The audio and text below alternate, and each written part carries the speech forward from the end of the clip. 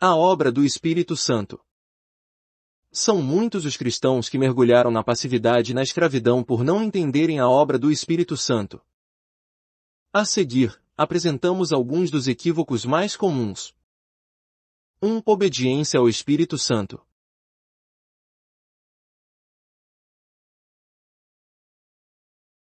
Os crentes em geral entendem que Atos 5.32 indica que devem obedecer ao Espírito Santo, o Espírito Santo, que Deus outorgou aos que lhe obedecem. No entanto, desobedecem à ordem expressa na Bíblia, não provando os Espíritos, para saber se eles são da verdade ou do erro, 1 João 4:1,6. Desse modo, todo Espírito que vem a eles, pensam que é o Espírito Santo. Creem que com esse tipo de obediência estão agradando a Deus. O que eles não entendem é que essa passagem não está dizendo para obedecermos ao Espírito Santo, e sim a Deus, o Pai, através do Espírito. Em Atos 5:29, quando os apóstolos foram interrogados pelo concílio, replicaram que deviam obedecer a Deus.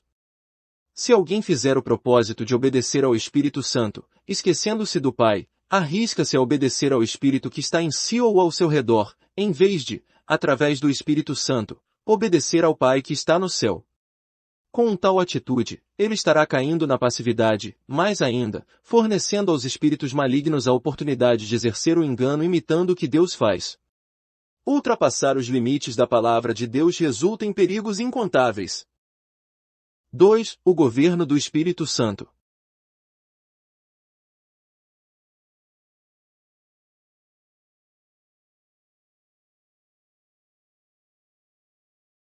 Anteriormente, vimos como Deus governa nosso espírito através do Espírito Santo e como nosso espírito governa nosso corpo ou todo o nosso ser através da alma, ou seja, da vontade. Isso pode parecer simples, contudo apresenta inúmeras implicações espirituais. O Espírito Santo influencia apenas nossa intuição, com a finalidade de revelar-nos sua vontade. Ele enche somente nosso espírito, mais nada. Ele jamais controla ou enche diretamente nossa alma ou nosso corpo. Precisamos atentar bem para isso. Portanto, não devemos esperar que o Espírito de Deus pense por meio de nossa mente, nem que ele sinta por nossas emoções, nem decida por intermédio de nossa vontade. Ele revela sua vontade ao nosso espírito através da intuição, a fim de que nós mesmos possamos pensar, sentir e agir segundo a vontade dele.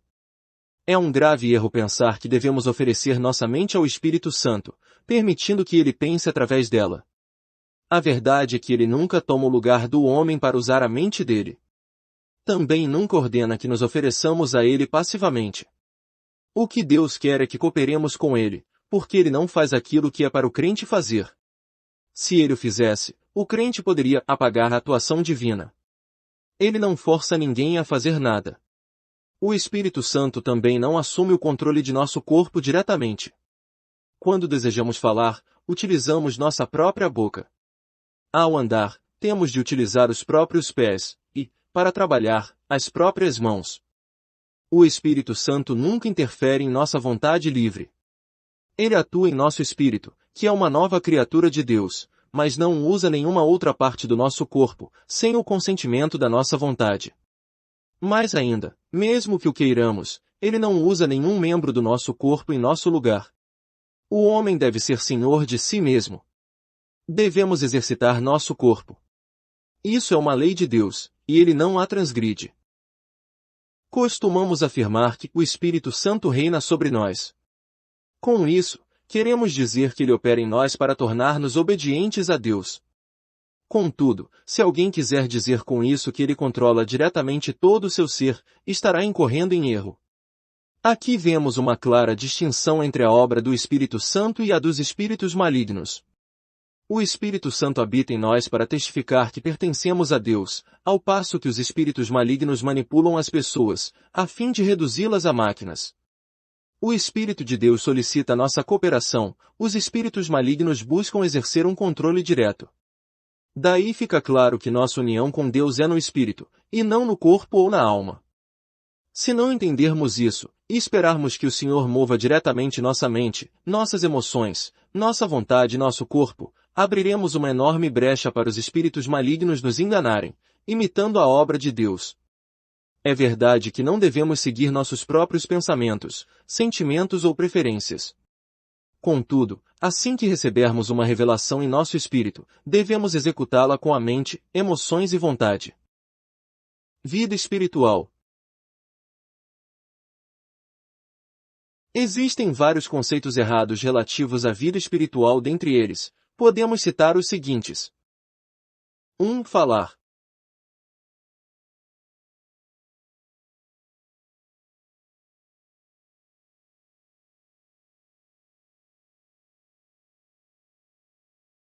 O texto usado é Mateus 10:20, visto que não sois vós os que falais, mas o Espírito de vosso Pai é quem fala em vós.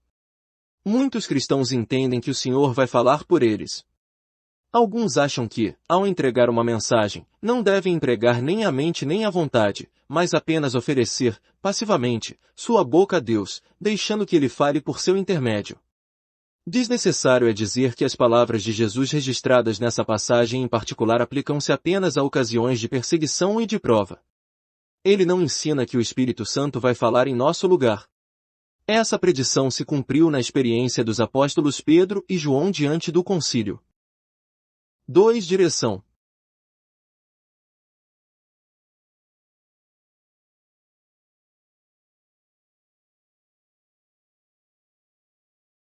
Texto. Os teus ouvidos ouvirão atrás de ti uma palavra, dizendo, este é o caminho, andai por ele. Isaías 30:21.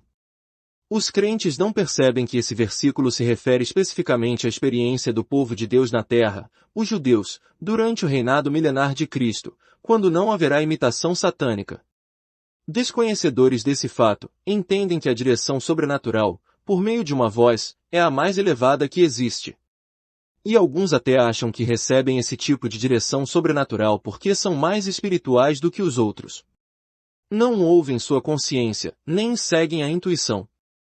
Simplesmente esperam, de forma passiva, a voz sobrenatural. Tais crentes julgam que não precisam pensar, nem raciocinar, fazer opções ou decidir. Só precisam obedecer. Permitem que essa voz tome o lugar de sua intuição e consciência. As consequências são as seguintes. A. Não usam a própria consciência. B. Deus não lhes pede uma obediência mecânica. C. Os espíritos malignos aproveitam a oportunidade e passam a falar-lhes com vozes sobrenaturais já que eles não exercitam a consciência. Penn Lewis, Vots. 121. Com isso, o inimigo passa a ter mais domínio sobre o crente. E daí em diante, o homem não se orienta mais pelo que sente, pelo que vê, ou pelo que os outros dizem. Rejeita qualquer indagação que lhe surgire para de usar o raciocínio. Em vez de exercitar a consciência, passa a orientar-se pela direção sobrenatural. Isso explica a deterioração do padrão moral das pessoas que têm experiências sobrenaturais.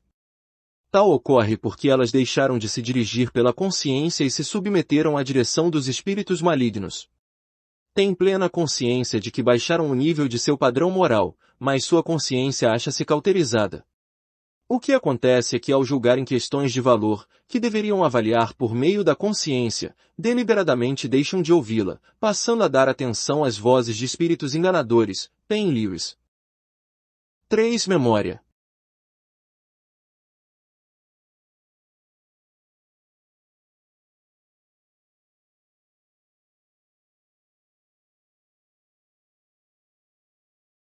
Texto. Mas o Consolador, o Espírito Santo, a quem o Pai enviará em meu nome, esse vos ensinará todas as coisas e vos fará lembrar de tudo o que vos tenho dito. João 14:26. Os cristãos não entendem que esse versículo significa que o Consolador iluminará sua mente, a fim de que eles possam lembrar-se daquilo que o Senhor falou. Acham que a instrução é para que não usem sua memória, porque Deus lhes trará tudo à mente. Em consequência, permitem que a memória caia na passividade e se degenere. Não exercitam a vontade para lembrar-se de nada. E qual é o resultado? A. O próprio homem não usa a memória. B. Deus também não a usa, pois ele não faz isso sem nossa colaboração. C. Então, como o crente não a exercita voluntariamente, os espíritos malignos a usam, introduzindo ali suas operações. Penn Lewis. 4. Amor.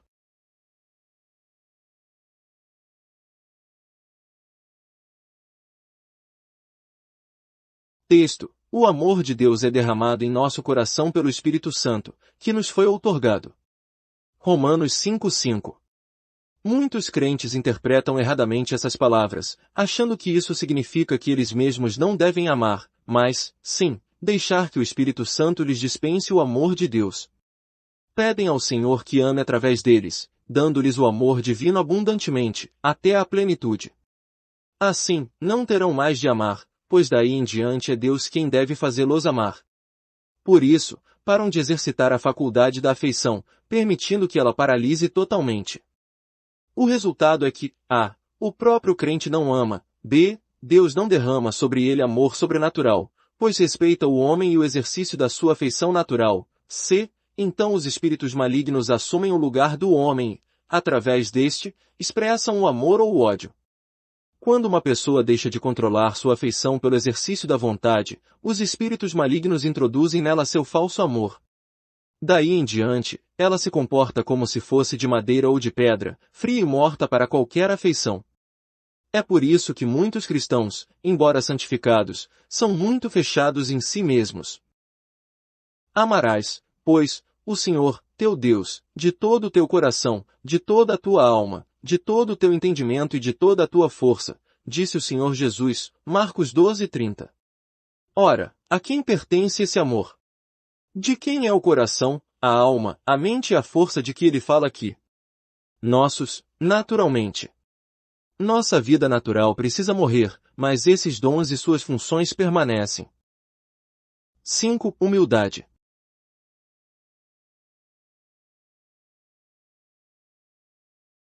Texto: por que não ousamos classificar-nos ou comparar-nos com alguns que se louvam a si mesmos? 2 Coríntios 10:12.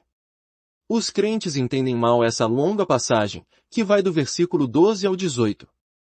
Pensam que esse texto é um convite para se ocultarem, chegando à perda da autoestima, característica que, sem sombra de dúvida, Deus nos permite ter. Muitos exemplos de auto-humilhação são, essencialmente, um disfarce para a passividade.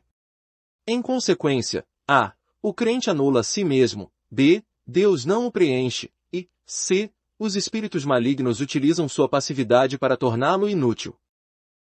Quando a auto-humilhação é fruto de um ataque do inimigo, tudo ao redor parece sombrio, desolado e sem esperança. A impressão que uma pessoa nesse estado dá aos que convivem com ela é de frieza mortal e melancolia desalentadora. Ela mesma se desanima com facilidade e vive desencorajada. Nos momentos críticos, abandona a luta e se retira, prejudicando outros. Passa a dar menos importância à obra de Deus. Procura anular-se, tanto em palavras como em atos, mas isso expõe ainda mais o seu ego, o que causa grande tristeza àquele que é realmente espiritual devido ao excessivo desprezo por si mesma, coloca-se em segundo plano, e fica aguardando o momento em que surge uma grande necessidade no reino de Deus. Demonstra permanente incapacidade, desesperança e sentimentos feridos. Embora ache que isso é humildade, não percebe que se trata apenas de uma atuação dos espíritos malignos. A verdadeira humildade é capaz de olhar para Deus e prosseguir,